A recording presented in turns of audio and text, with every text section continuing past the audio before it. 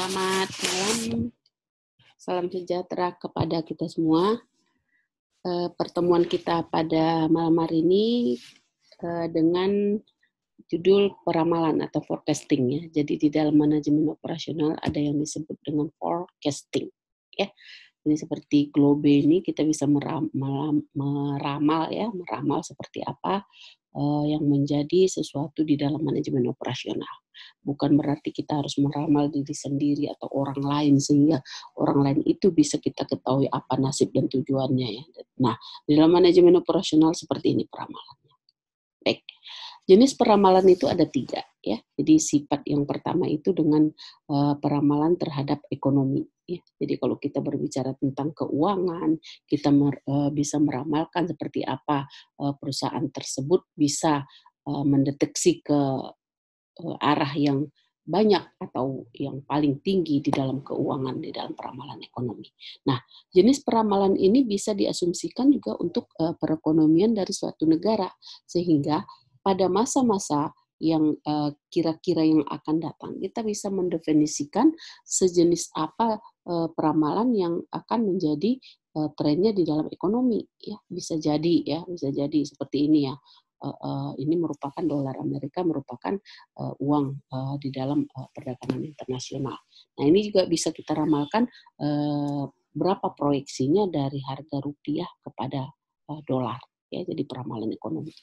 Peramalan yang kedua adalah peramalan teknologi, yang dulu kita tidak memakai Android, kemudian kita tidak terhubung dengan beberapa konektif ya. Sekarang networking kita sudah semakin canggih ya.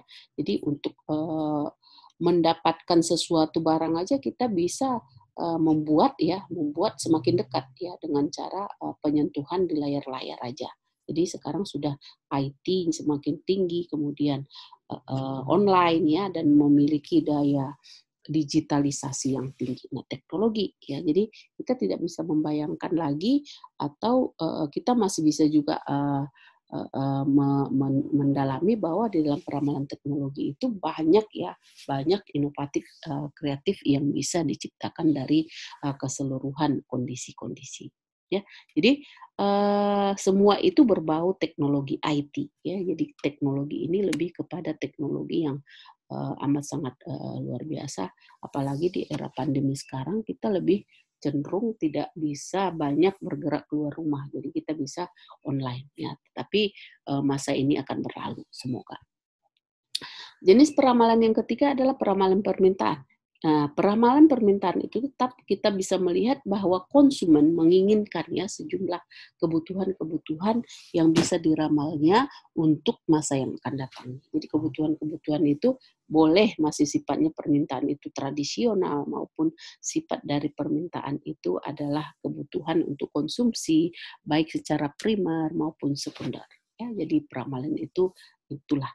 Apa sih definisi dari peramalan? Sebenarnya definisinya bahwa peramalan itu merupakan pemikiran ya. Jadi semua aktivitas yang akan diperkirakan di dalam manajemen operasional untuk masa yang akan datang. Jadi bisa kita targetkan sebagai objek daripada apa yang menjadi tujuan di dalam kegiatan-kegiatan atau aktivitas-aktivitas daripada perusahaan maupun pekerjaan yang kita laksanakan. Kenapa penting strategi dalam peramalan? Nah, itu dia ya. Jadi ada suatu tren ya, bahwa sebenarnya di perusahaan-perusahaan dia peranan yang paling penting dari peramalan itu adalah perencanaan. Ya, jadi kita mengetahui bahwa di dalam planning itu terdapat perencanaan jangka pendek, jangka menengah, jangka panjang, sehingga tujuan daripada sebuah perusahaan bisa kita capai. Ya, jadi ketika kita membuat jangka pendek, jangka menengah, jangka panjang, kita bisa mengambil keputusan daripada peramalan tersebut. Ya, jadi kita bisa mengambil keputusan. Apakah pada saat ini saya buatkan untuk sebuah kebijakan untuk jangka pendek, ataukah kebijakan untuk jangka menengah, ataukah jangka panjang, dan seterusnya. Karena ada beberapa yang disimpulkan dari dampak peramalan itu, bahwa kita bisa melihat bahwa ada sumber daya manusia yang kena terimbas atau merupakan impact-nya. ya. Jadi bisa sumber daya manusia itu kita bisa ramalkan, oh dia berada pada posisi yang rendah. Nah, besok lusa dia sudah menjadi di kategori yang tinggi, ya itu sumber daya manusianya, ya. Jadi dampaknya bisa ke sumber daya manusianya, dan bisa juga karena ketidaksiapan daripada sumber daya manusia itu sendiri, sehingga karena dampak peramalan itu karena semakin tinggi IT tadi yang kita pergunakan, mereka tidak di training and development sehingga tertinggal lah, ya tidak mengikuti perkembangan daripada IT.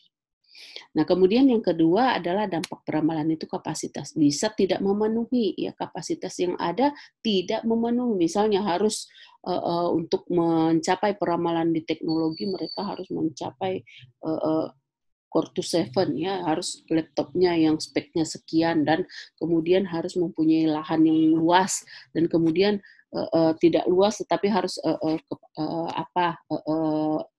apa namanya digitalisasi. Nah itu ya. Jadi ada semacam dampak daripada peramalan tersebut. Kemudian ada manajemen rantai pasokan. Kenapa? Karena di dalam rantai pasokan itu kita bisa melihat inputnya ya. Jadi setidaknya pengolahan yang ada di dalam manajemen operasional itu bisa merupakan suatu sustainable ya. Jadi input, processing, output itu bisa lancar ya. Jadi kalau saudara sering Ibu sebutkan bahwa pengolahan daripada semua input, processing, output kan semuanya seperti ini. Ya.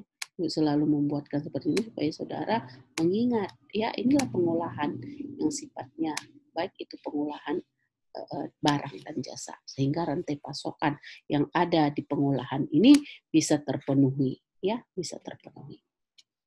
Nah, ada 7 langkah di dalam sistem peramalan ya. Yang pertama kita tetapkan dulu tujuan peramalan kemana ya kemana tujuan sasarannya ya. Jadi goalnya itu kemana gitu. Kemudian baru kita memilih unsur yang akan diramalkan. Apa unsur-unsur tadi perencanaan, kemudian apa kebijakannya, unsur-unsur yang kita ramalkan itu apa ya. Jadi menentukan horizon waktu kapan peramalan itu ya.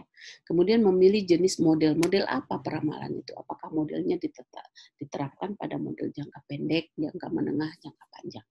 Kemudian kita susun database-nya atau mengumpulkan datanya, kemudian membuat ramalan itu menjadi nyata, kemudian validasi dan menerapkan hasil penggunaan. Ya, itu sistem peramalan dan biasanya di dalam manajemen sumber manusia atau manajemen personal ya mereka sudah handal di dalam peramalan tersebut. Pendekatannya ya kalau kita bisa melihat itu pendekatannya hanya 2, kualitatif dan kuantitatif ya. Jadi kalau dia kualitatif itu menyentuh kepada juri, opini eksekutif, metode Delphi, komposit, tenaga penjualan, survei pasar ya. Kalau saudara menyusun deskripsi juga bisa dengan kualitatif ya. Jadi peramalan saudara terhadap apa yang menjadi objek penelitian saudara bisa lakukan apakah dengan metode apa, kemudian seperti apa pendekatan-pendekatannya ya. Nah, kuantitatif itu lebih kalau tadi kualitatif lebih kepada data-data ya yang sifatnya kepada data. Kemudian pendekatan kuantitatif itu kepada angka-angka yang sifatnya pendekatan yang naik, bergerak ya, penghalusan daripada eksponensial ya, proyeksi tren dan regresi linear ya. Jadi di sana ada angka-angka yang menunjukkan bahwa pendekatan daripada kuantitatif itu ya. Kemudian ramalan runtun waktu jenisnya ya. Jadi peramalan runtun waktu itu bisa kita lihat dari dekomposisi deret waktu. Bisa dari deret waktu dah. Bisa istilahnya dialgoritmakan ya. Jadi dialgoritmakan. Bisa pendekatan naif tadi ya. Bisa dengan penghalusan eksponensial ya. Bisa dengan rata-rata bergerak.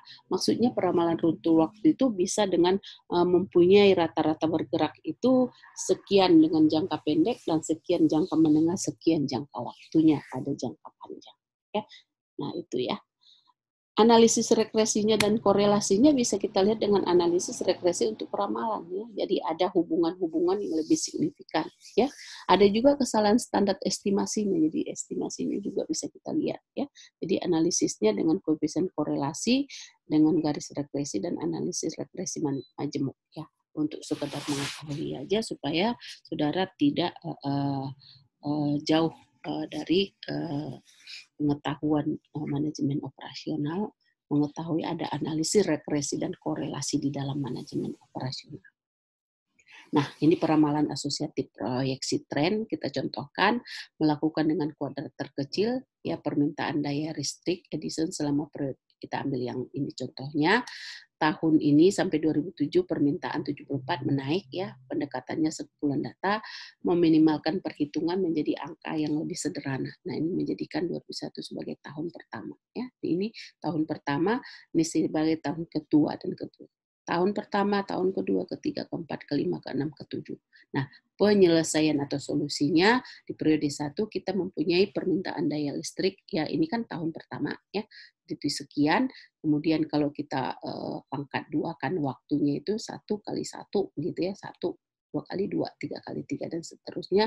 Kemudian kita kalikan ini ya daya listrik itu dengan apa namanya periode waktunya.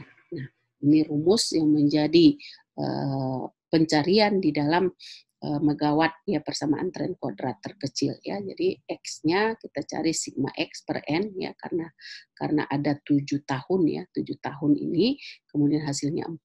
Kalau Y-nya tetap 7 tahun ya 69. Ini ya dari sini kita bagikan sekian ya. Kemudian kita mendapat permintaan di tahun 2008 itu 141,02 atau 141 megawatt. Ya. Jadi sistem pengodean itu ada dalam algoritma juga. Nah, kita bisa memprediksi di tahun 2008 kalau kita memakai ini permintaan 74 di tahun 2008 nanti kita bisa memakai 141 megawatt ya di ke dalam sistem pengodean itu bisa sebagai X sama dengan 8. Nah, ini sebagai contoh di dalam manajemen operasional.